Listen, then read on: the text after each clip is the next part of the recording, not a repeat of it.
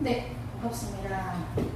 오늘 본문은 사사기 17장인데 아마 아시는 분들도 있을 거예요. 말씀의 내용을 아시는 분들도 있으실 텐데 오늘 본문은 제가 일부러 이렇게 선택했던 건 아니고 지난주에 교사 교육 때 나누었었던 말씀입니다. 그래서 수요 예배 때 또 함께 나누려고 하는데 저희 이제 교육부서는 올해 연초부터 이제 창조 시대부터 시작해서 가나안 정복 시대인 여호수아를 거쳐서 사사기 17장을 마지막으로 지난주에 사사기를 끝냈습니다.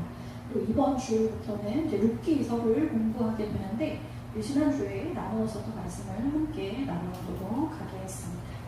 하나님께서 구약의 이스라엘 백성을 통해서 하나님의 구원의 역사를 이루어 가시죠. 구약의 하나님의 백성이 이스라엘이라면 신약의 하나님의 백성은 그리스도 안에서 예수 그리스도를 주님이자 왕으로 고백하며 주님의 다스림을 받는 신자 교회가 하나님의 백성입니다. 구속사 가운데 창세기 12장부터 출애굽기 민수기까지 아브라함 한 사람을 통해서 그 약속하셨던 그 하나님 나라의 백성이 하늘의 별과 같이 번성하게 될 것이다 라고 했던 그 백성에 대한 약속이 어떻게 성취되었는가를 잘 보여준다면 여호수아서는 하나님 나라의 3요소 중에 땅에 대한 약속의 성취가 어떻게 이루어지는가를 잘 보여줍니다. 그리고 사사기는 이스라엘 민족 가운데 통치 영역이죠. 왕 즉 하나님의 뜻, 하나님의 율법에 따라서 하나님의 백성과 나라를 지도할 이스라엘의 통치자인 왕이 필요하다. 왕의 필요성에 초점을 맞추고 있는 성경이 사사기입니다. 사사기는 왕의 필요성을 잘 보여주고 있다면 그 다음 성경이죠. 룻기서는 왕으로 섬길 다윗에 이르는 계보로 끝나게 되었습니다. 그리고 하나님의 율법에 따라 나라를 통치하는 하나님만 왕. 구약의 역사 가운데서는 룻기서 다음이죠. 사무엘서를 시작으로 한 통일 왕국 시대 1차적으로 역사 가운데서는 다윗 왕으로 성취가 되어지고 궁극적으로는 우리 주 예수 그리스도로 성취가 되어집니다. 참된 왕을 고대하게 하는 사사시대의 이스라엘 역사는 백성이 타락하고 우상을 숭배하게 되면 하나님께서 이방 민족을 통해서 심판을 하십니다. 심판받고 고통을 당하게 되어지면 그 고통 가운데 있는 이스라엘 민족이 이제 살려달라고 잘못했다고 하나님께 구원을 호소하게 됩니다. 그러면 하나님께서 헤세드와 인애가 풍성하신 우리 하나님께서 그들의 간구를 들으시고 사사들을 일시적으로 보내셔서 구원하시는 패턴이 반복되어지는 역사입니다. 첫 사사가 혹시 누군지 아시나요? 우리 성도님들. 첫 사사가 옴니엘입니다. 옴니엘부터 마지막 사사가 혹시 누구신지 아시나요? 사사기 16장에 등장하는 이제 마지막 사사인 삼손이죠. 삼손까지들은 장차 이스라엘의 구원자요 통치자로 세워질 왕의 전조로서 이스라엘 백성들을 구원하는 데 쓰임을 받습니다. 그러면 많은 약점과 한계를 가지고 있었기 때문에 완전한 왕을 소망하게 하는 역할을 할 뿐 아니라 한편으로는 죄의 고통 속에서 울고짖는 죄인들을 구원하시는 참된 사사요, 참된 왕이신 우리 주 예수 그리스도를 대표하고 있는 사람들이기도 합니다. 이스라엘의 영적, 도덕적 타락이 더욱 극심해질수록 하나님의 법이 율법을 따라서 바르게 통치하면서 하나님 나라의 복을 누리게 하는 왕의 통치를 더욱 소망하게 되는 시대가 바로 사사시대입니다. 오늘 우리가 읽은 이 사사기 17장은 이스라엘이 얼마나 타락했는지 한 집안의 이야기를 통해 잘 보여주고 18장은 한 지파가 얼마나 영적으로 도덕적으로 타락했는지를 잘 보여줍니다. 이렇게 이스라엘이 타락한 이유는 17장, 18장에서 반복적으로 쓰이고 있는 문장과 같이 그때의 이스라엘의 왕이 없으므로 사람마다 자기 소견에 옳은 대로 행했기 때문이라고 이야기를 하고 있습니다. 오늘 18장에는 한 가정이 얼마나 율법을 쉽게 어기고 영적으로 도덕적으로 타락했는지를 잘 보여주는데 세 사람이 등장을 합니다. 첫 번째는 미가라는 사람이죠. 그리고 미가의 어머니, 그리고 레위, 젊은 레위, 청년이죠. 세 사람이 등장을 합니다. 우선 1절부터 5절을 좀 살펴보려고 합니다. 1절부터 5절을 보면 이 미가의 가정이 자기 소견에 옳은 대로 자신들을 위한 신상을 만들고 제사장을 롯대로 세우고 복을 기대하는 사건이 나오게 됩니다. 1절을 좀 볼까요? 1절을 보면 에브라임 산간지대에 미가라고 하는 사람이 살고 있다. 이렇게 나레이터가 이야기를 합니다. 그러니까 에브라임 지파의 사람인 거죠. 에브라임 지파에게 에브라임 땅을 분배했으니까 그곳에 살고 있는 사람은 에브라임 지파죠. 그리고 2절에 미가의 어머니라고 하는 사람이 은 몇 개를 훔쳐가냐면 1100개를 훔쳐간 사람을 막 저주하기 시작합니다. 내 돈 1100개를 훔쳐갔으니 뭐 하나님한테 저주를 받을지어다 뭐 온갖 독한 말들과 저주의 말들 쏟아부었겠죠. 훔쳐간 사람을 저주하는 소리를 누가 듣냐면 그때 미가가 듣게 되죠. 그리고 돈을 훔쳐간 자를 저주하는 그 저주가 자신에게 임하게 될까봐 미가가 두려워서 어떻게 뭘 하냐면 자신이 훔친 자라는 것을 자신이 그 돈을 훔쳤다라는 것을 자신의 어머니에게 자백을 하게 되었습니다. 그러자 어머니도 또 어떻게 기록을 하냐면 도둑질한 사람이 자신의 아들인 걸 알게 된 후에 자신이 입 밖으로 내뱉었던 자신이 저주했었던 그 말을 갑자기 취소합니다. 저주를 갑자기 취소하고 도둑질한 자신의 아들을 축복하기 시작합니다. 보소서 그 은이 내게 있나이다. 내가 그것을 가졌나이다. 미가가 이렇게 고백을 하니까 미가의 어머니가 이르되 뭐라고 얘기하죠? 내 아들아 여호와께 복받기를 원하노라. 이렇게 이야기를 합니다. 그래서 갑자기 자기 아들을 축복하기 시작하죠. 이제 2장의 내용이죠. 2절에. 그리고 3절에 미가가 훔쳤던 은화 1100개를 그의 어머니에게 돌려줘요. 그랬더니 미가의 어머니가 하는 행동은 굉장히 과감합니다. 아들 미가를 위해서 이 은 1100개를 여호와께 바치겠다라고 이야기를 합니다. 근데 여호와께 바치는 형태가 어떤가요? 이들을 위해서 한 신상을 새기며 한 신상을 구워서 즉 주주한 우상을 만들어서 그것을 네가 너에게 돌려주겠다라고 이야기를 합니다. 그래서 우상을 만들기 위해서 은 1100개를 사용하는 것을 여호와께 거룩하게 드린다라고 이야기를 하고 있습니다. 프레임적으로 좀 이해는 안 되는 것 같아요. 4절에 보면 또 좀 가볼까요? 4절에 보면 아들에게 분명히 훔쳐간 1100개를 여호와께 바치겠다고 이야기를 해놓고 은 세공업자에게 은 몇 개를 주냐면 은 200개를 갖다 줘서 새긴 신상과 우상을 만들고 미가의 집에 보관하도록 했습니다. 그리고 5절에 미가의 집에 신당이 있어서 에브라임 지파 사람인데 우상을 섬기는 신당이 개인적으로 집에 있었다는 얘기죠. 그리고 에봇과 드라빔을 만들고 에봇과 드라빔은 잘 아실 거예요. 제사장들이 하나님의 뜻을 구할 때에 사용하는 물복에 붙어져 있는 물건이죠. 이 에봇과 드라빔을 만들고 한 아들을 세워 자신의 신당의 제사장으로 삼기까지 합니다. 결국 이렇게 행한 이유는 2절에 말하고 있는 여호와께 복을 받으려고 행하는 것이다 라는 것을 저희가 알 수 있죠.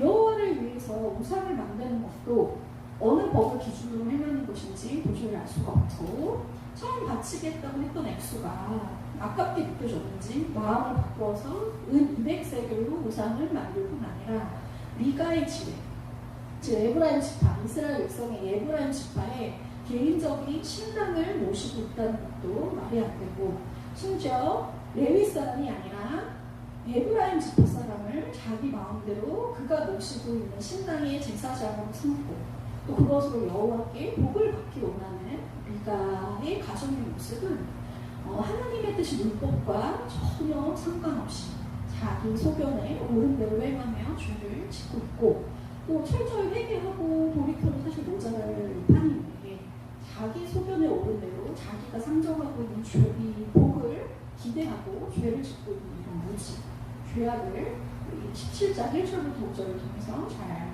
알 수가 있습니다. 이스라엘은 어떤 나라인가요? 율법을 지켜서 행함으로 하나님의 나라를 세우고 그 나라의 거룩을 구현해야 하는 민족입니다. 그래서 하나님께서 출애굽시키셨죠. 출애굽시키셔서 구원하셨고 가나안 땅으로 인도하셔서 가나안의 문화, 가나안의 미시판들을 따르거나 섞이지 말라고 해를 것인데 지금 미가의 가족은 율법을 서슴없이 어기고 있는 죄를 짓고 있습니다. 그리고 부모의 돈을 훔쳤죠. 부모님을 공경하라고 하는 말씀을 어기는 것이고 도둑질함으로 남의 것을 도둑질하지 말라고 하신 8계명을 어기고 있습니다.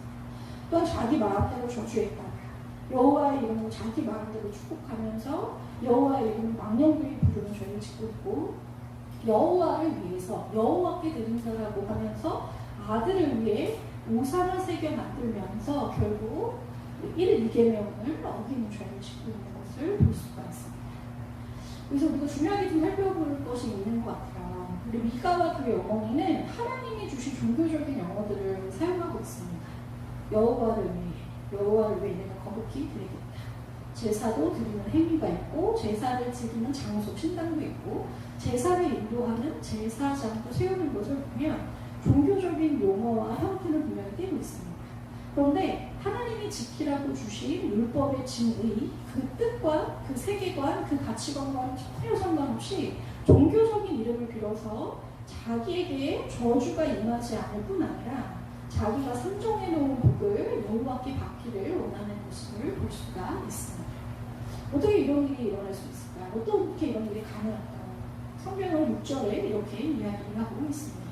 그때 이스라엘의 왕이 없으므로 사람이 저마다 자기 생각에 좋은 대로 행하였기 때문이다 라고 이야기를 합니다.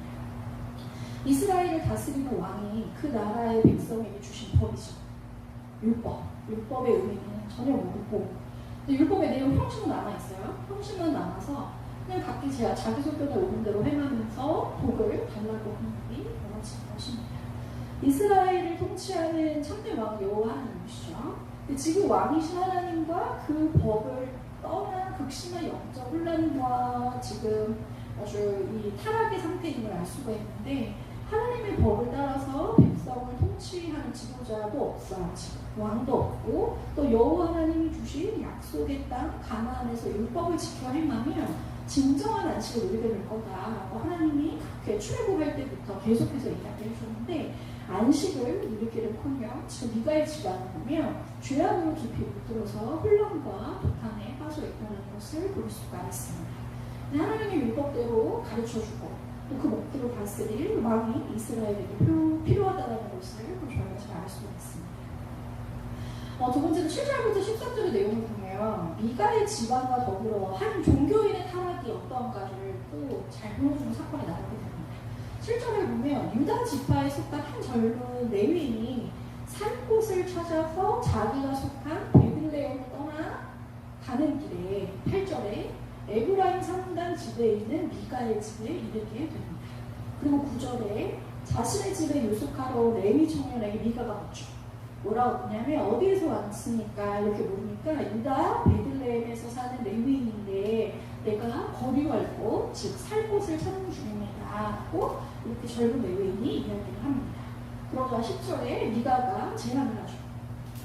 1년에 은 13개일과 숙식을 제공해 줄 테니 자기의 개인 제사장이 되면 어떻겠느냐라고 제안을 합니다. 그러자 11절에 그 젊은 레위인이 미가의 개인 제사장으로 살기를 허락을 하죠.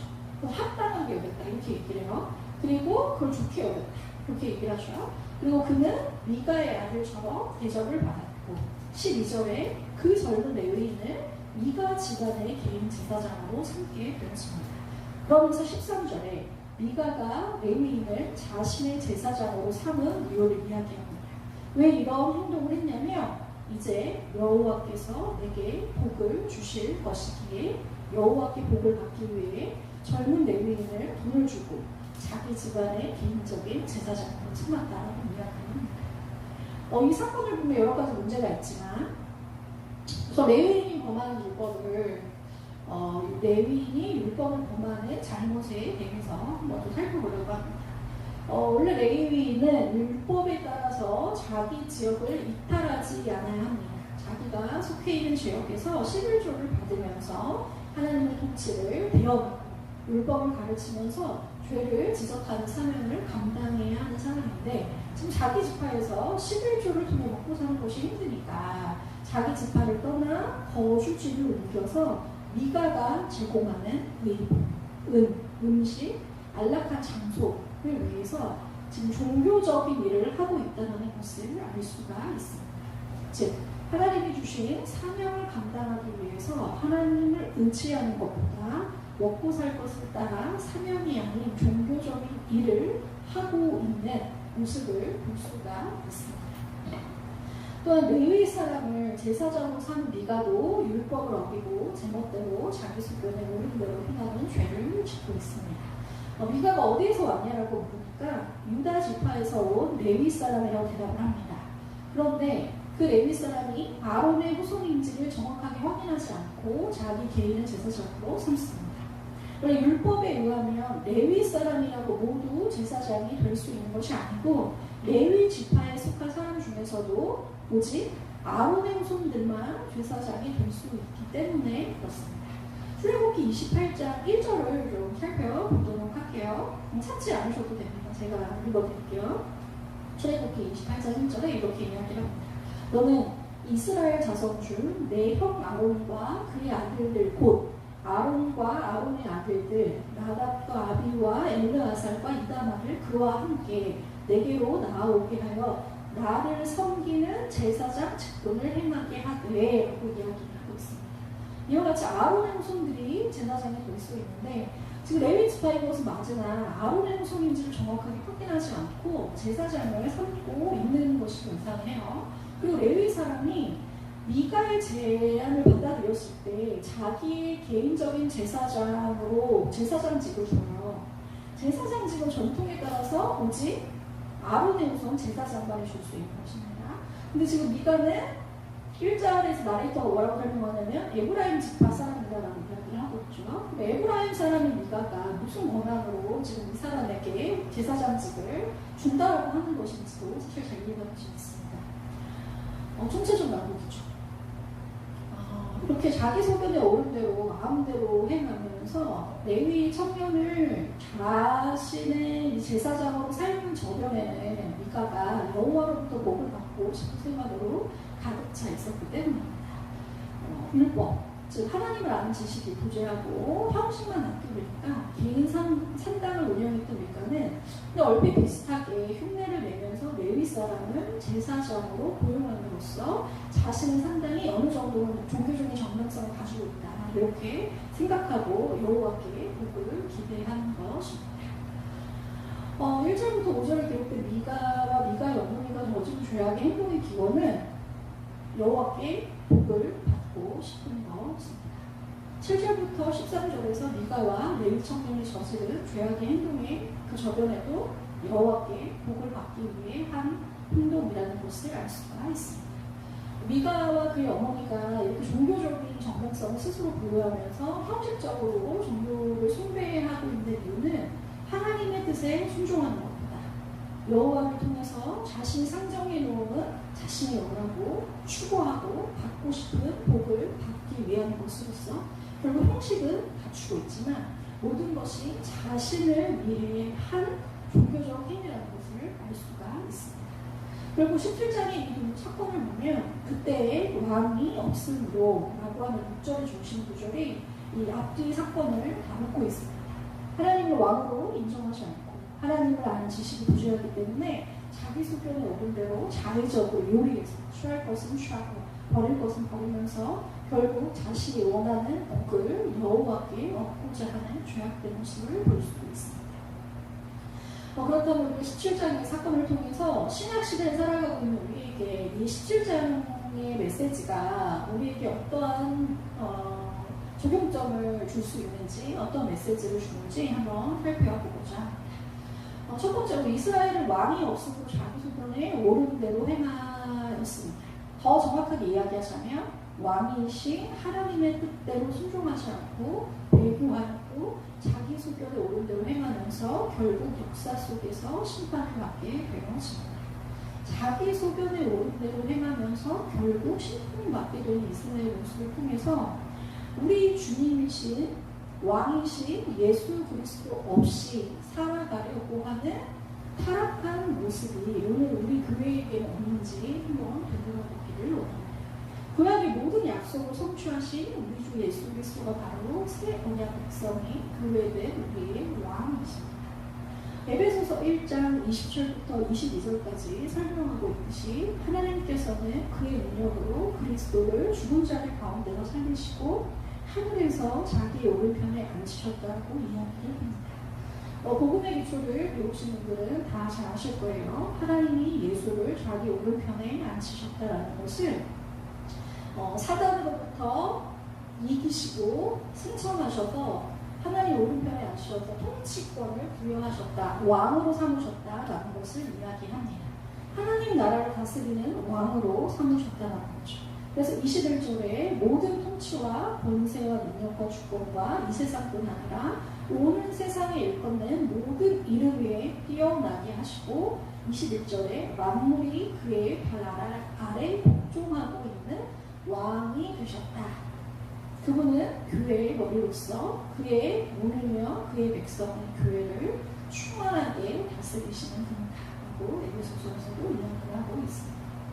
우리 왕이신 예수 그리스도가 우리를 충만하게 다스리시죠. 우리를 충만하게 다스리시는데 그를 왕으로 머리로 믿고 고백하는 모든 사람들은 반드시 그분의 선한 통치에 순종하고 또 그분의 뜻대로 결정하는 방식으로 예수 그리스도를 예배합니다. 그렇다면 우리의 왕이신 예수님의 뜻을 어떻게 알고 그 통치에 순종하게 될까요? 우리의 왕이신 예수 그리스도는 바로 성경 말씀에서 가장 분명하게 주님의 통치를 드러내십니다. 우리 주님은 성경 말씀으로 우리 각 사람과 또 한 몸 된 교회를 주님이 다스리시는데 신자라고 할지라도 하나님의 통치 가운데 거하면서 그 통치에 순종할 마음과 능력을 갖기 위해서는 말씀의 품성이 거해야 합니다.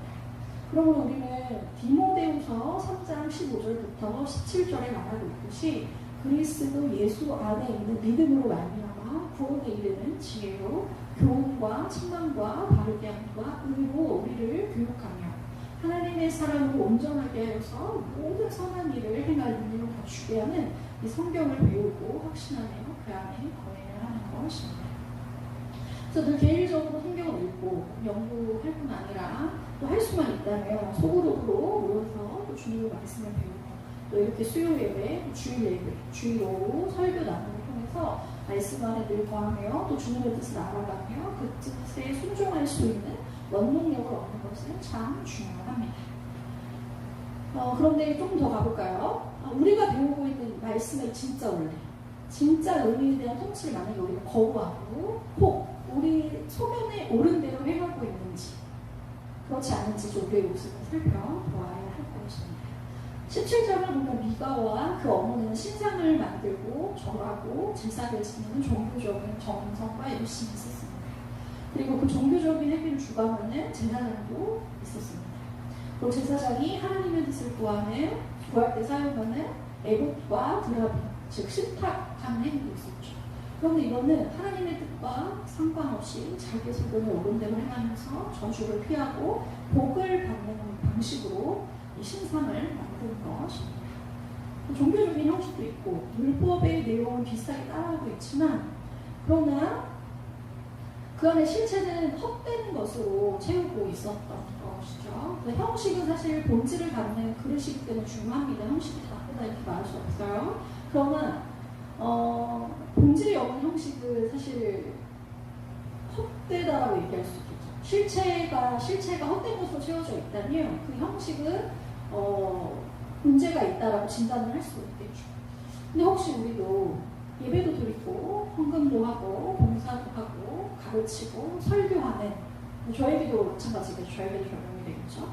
설교하는 종교적인 행식이나 행위를 하면서 결국 예수님을 주님 곧 왕으로 모시지 않고 그의 다스림과 그의 뜻에 순종하지 않는 모습이 없는지 우리의 신앙과 또 우리 자신을 점검해 보아야 할 것입니다. 이건 목회자인 저에게도 마찬가지죠.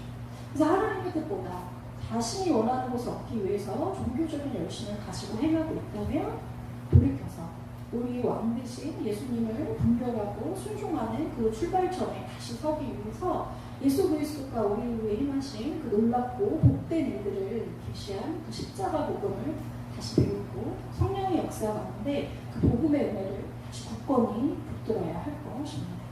두 번째로 말씀으로 이루어지는 이 주님의 통치는 교회에서 목사와 장로에 의해서 구체적으로 실현이 됩니다. 성경 자체는 이단들이 오용해서 사용하기도 합니다. 심지어 성경 자체는 불신자들도 있습니다.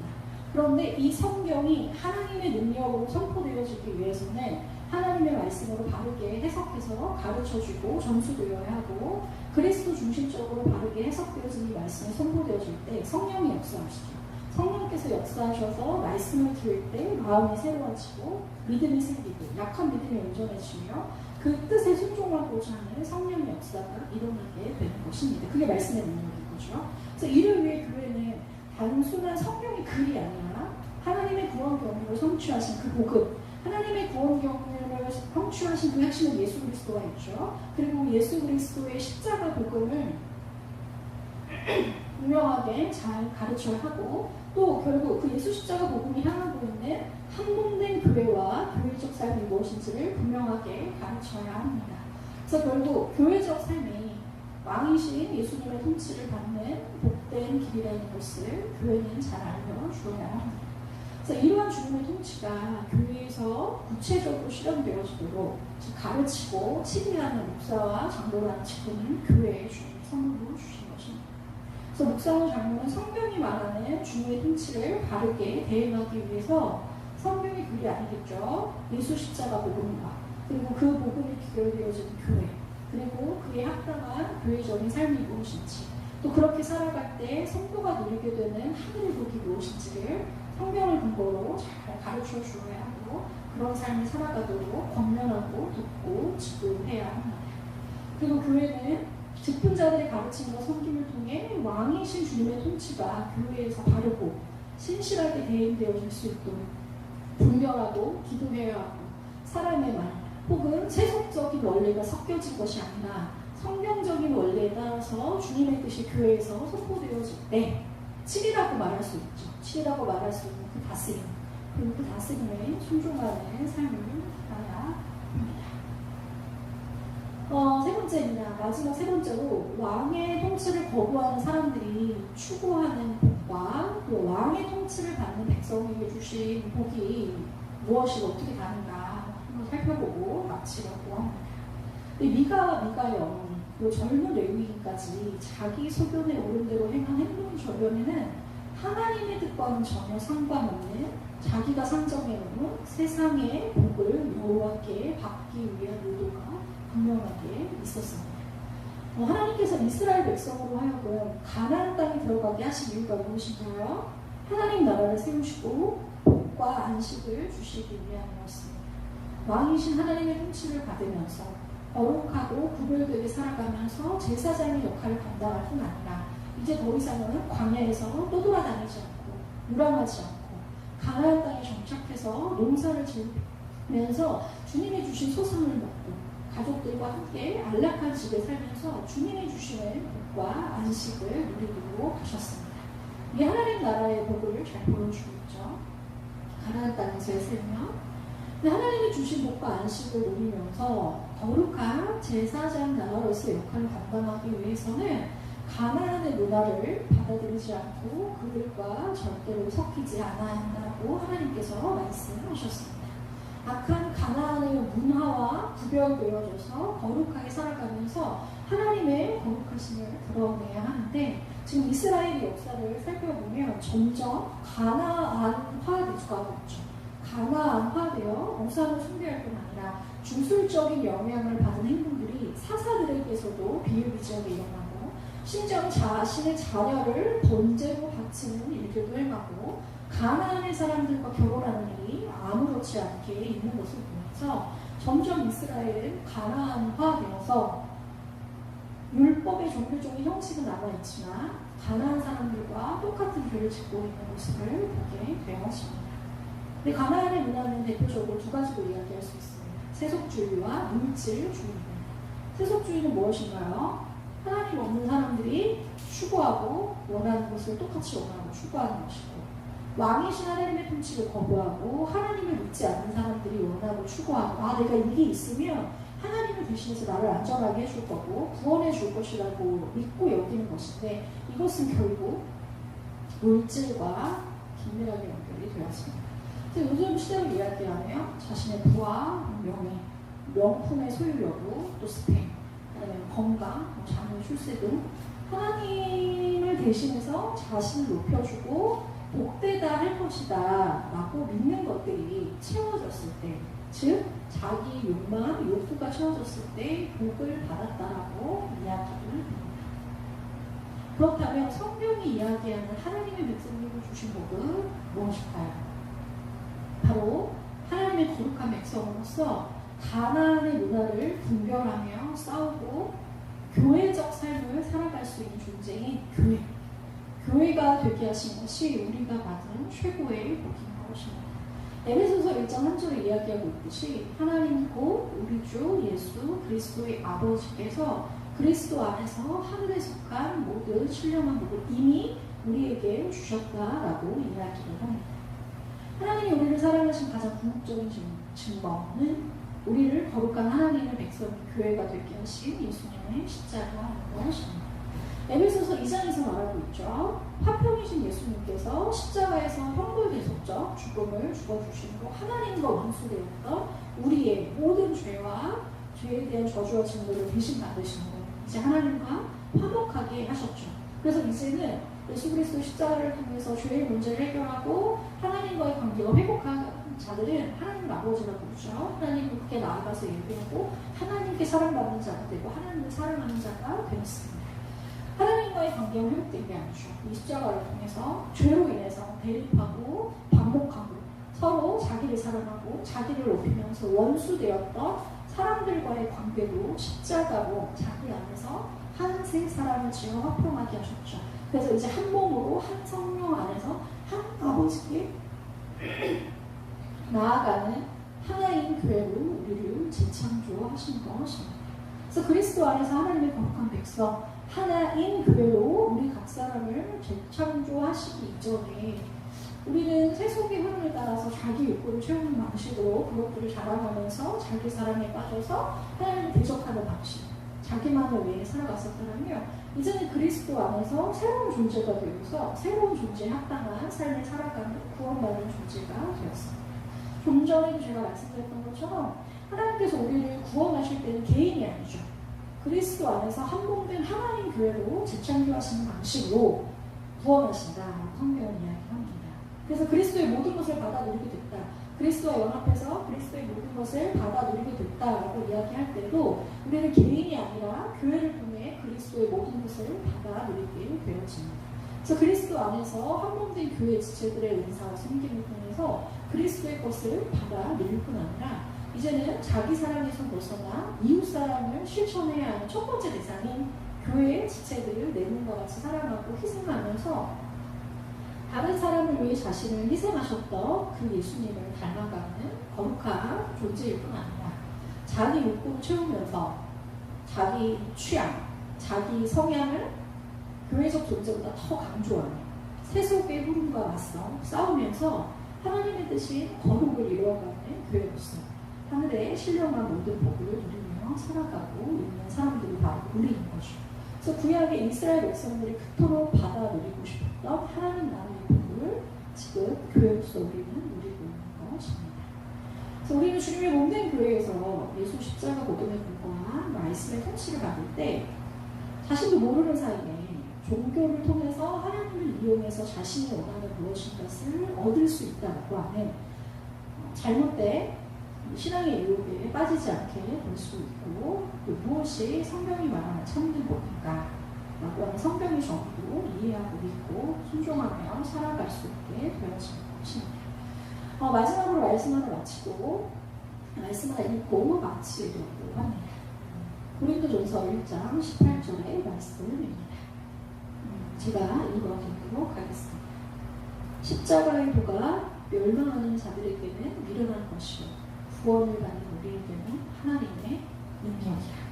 다시 말하면 가나안의 미슈파트를 따르며 왕의 통치를 거부하는 사람들의 십자가 복음과 그 원리를 따라 살아가는 교회적인 삶은 미련하고 힘이 없고 능력이 없어 보이지만 구원을 받는 교회들 우리에게는 하나님의 능력인 것입니다. 우리가 혹 누군가와 주님이 주신 복에 대해서 이야기를 나눌 기회가 생겼을 때 하나님이 없는 사람들이 받았다고 생각하는 것을 똑같이 복이라고 여기면서 자랑하고 높이는 것이 아니라 구약의 역사를 이끌고 오셔서 끝내 그리스도를 통해서 재창조하신 거룩한 하나님의 백성들의 교회가 되게 하셔서 왕이신 주님의 통치를 받는 거룩한 삶, 교회적 삶을 지향하고 순종하며 살아가게 된 것이 가장 큰 복이기에 그리스도 안에서 우리에게 행하신 일들을 십자가 복음과 그 십자가 복음의 원리를 또 그렇게 살아가는 삶들을 더 자랑하고 높이는 우리 모든 백성들 되기를 주님의 이름으로 축복합니다.